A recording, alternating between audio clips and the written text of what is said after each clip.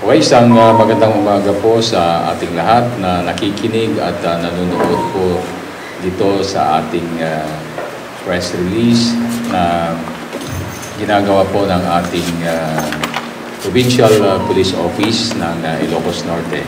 And today, we would like to talk about the discovery of a pack of shabu na nakita po sa Bubon, Burgos. And here, to introduce to you is the Chief of Police of Burgos, who personally supervised the surrender of this item, and also is also in charge with the maintenance and the recruitment of this Barangay Information Network that help us recover these items. For the past few weeks, nakita nyo po yung recoveries ng Ilocos Sur and Pangasinan. Now, ngayon nakikita naman po natin up north, mayroon din pong ibang naligaw na items sa ating shorelines. Now, please welcome our Chief of Police of Burgos, Police Captain Jenny Lingan.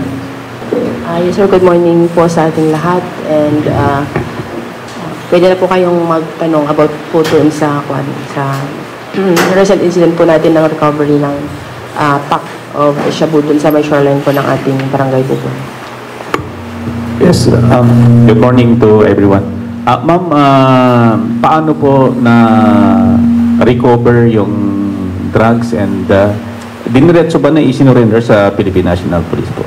Yung fisherman po. Yes po sir, about 10 AM po kahapon, nakareceive po tayo ng tawag sa presidente po ng ating Fisher Fox doon. Allegedly, meron pong nakita si Mang Johnny dun sa may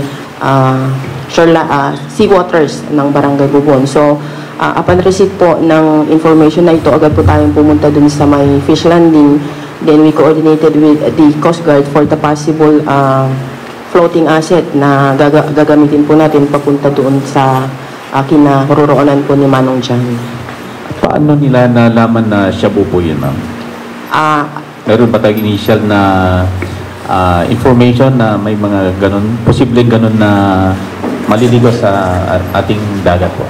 Yes sir, kasi nung insidente po na nangyari yung Ilocos Sur, nagkaroon agad po ng standing instruction po ang ating provincial director na kami po na nasa coastal area is magkakaroon ng shoreline at sea patrolling. So, aside po doon sa instruction na iyon is nagkandak po kami ng massive information dissemination regarding po sa mga nakuha sa Ilocos Sur. So, fortunately po, si Manong Johnny is isa po sa ating bin, and 3 days ago lang po is katatapos lang namin silang kausapin, and pumatak po agad sa isip niya yung sinabi namin na may makakita siya ng ganun, ay siguro ito na yung sinasabi ng mga pulis sa amin, sabi niya sir. Kaya agad-agad po tumawag siya sa presidente po nila. Kay PD sir, ano yung palagay ninyo sir at sa investigation ninyo? Napadpad lang ba yung drugs dito o talagang may sinadya na ilaglag dito sa ating kabaybayan sir? Actually, ma-pinpoint kung saan talaga galing itong mga items na to, no? So, there's a collaborative effort with the different law enforcement agencies, SST PDEA, yung PNP, and the Coast Guard, para matukoy talaga natin kung saan ba nanggaling ito. Kasi, you know, floating items to eh. So, hindi natin talaga ma-pinpoint where exactly it was dropped, sino ang nag-drop, kailan ito na-drop, and the questions goes on. So, sa ating pong level lang is the recovery of these items. Well, on the analysis, on the assessment, it would be done by a more competent agency or on the more competent level para talagang makita kung saan ito nanggaling. Okay? So, para masagot yung mga basic questions ng 5Ws and 1H. So, kanina kinukwento ni COP about yung efforts natin to inform the public. Now, at the first instance na may na-recover sa Ilocos Sur noon is that I already made the instruction that all coastal municipalities should closely watch, monitor yung kanilang mga fisher folks.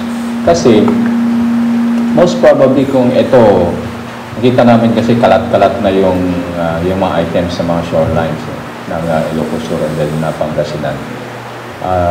I thought that there will be a possibility that some of the items could land also dun sa ating shoreline.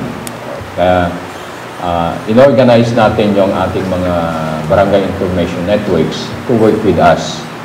And ito naman, yung mga barangay information networks natin, they're already been existing for the past few years. Ang ginagawa naman natin dito is that for them to be revitalized, reinvigorate, para mas maigting pa yung aming pagtutulungan. And it's a very good practice, no, na nangyari ngayon. Nasa laot pa actually yung item. Sinusumbong na nila sa amin. So, doon yung makikita kung gaano ka-participative, gaano ka-cooperative yung ating mga barangay information network. And we hope to do that. We hope to optimize that by doing some more capability building activities para sa kanila. Para mas lalo pang mapaigting natin yung ganitong klaseng cooperation. Good evening, good morning sir. Apo, Apo, Pig. Yung ano pong itsura nung pack ng shabu? Totoo po bang may Chinese character siya, ma'am sir? Yeah, may Chinese characters, but of course, it's just a print. Pwede mo kasing gawin. But then, sabi ko nga kanina, there is a more competent level na gagawa ng in-depth investigation nun.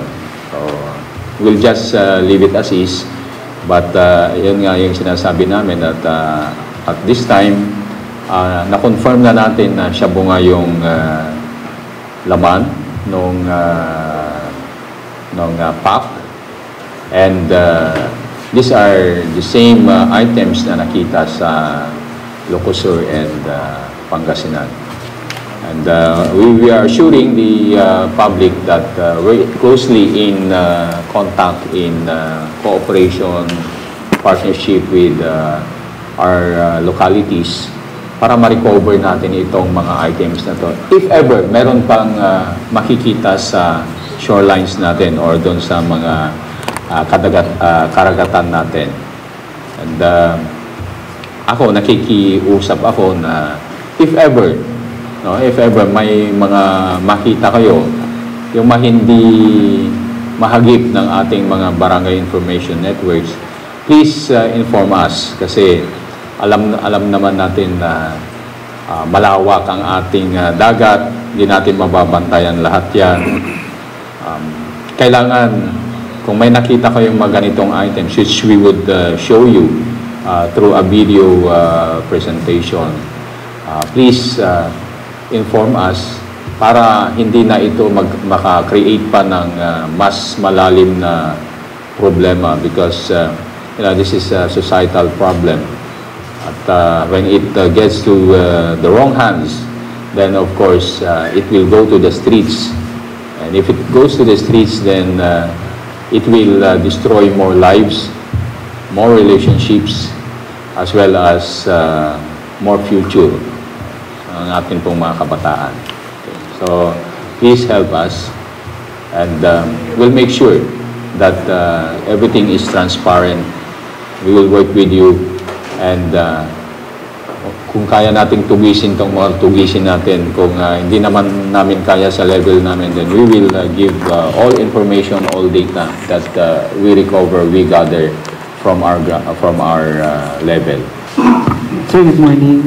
Gaya po ng nangyari sa Ilocos Sur, mabibigyan po ba ng commendation or reward po yung fisherman, sir?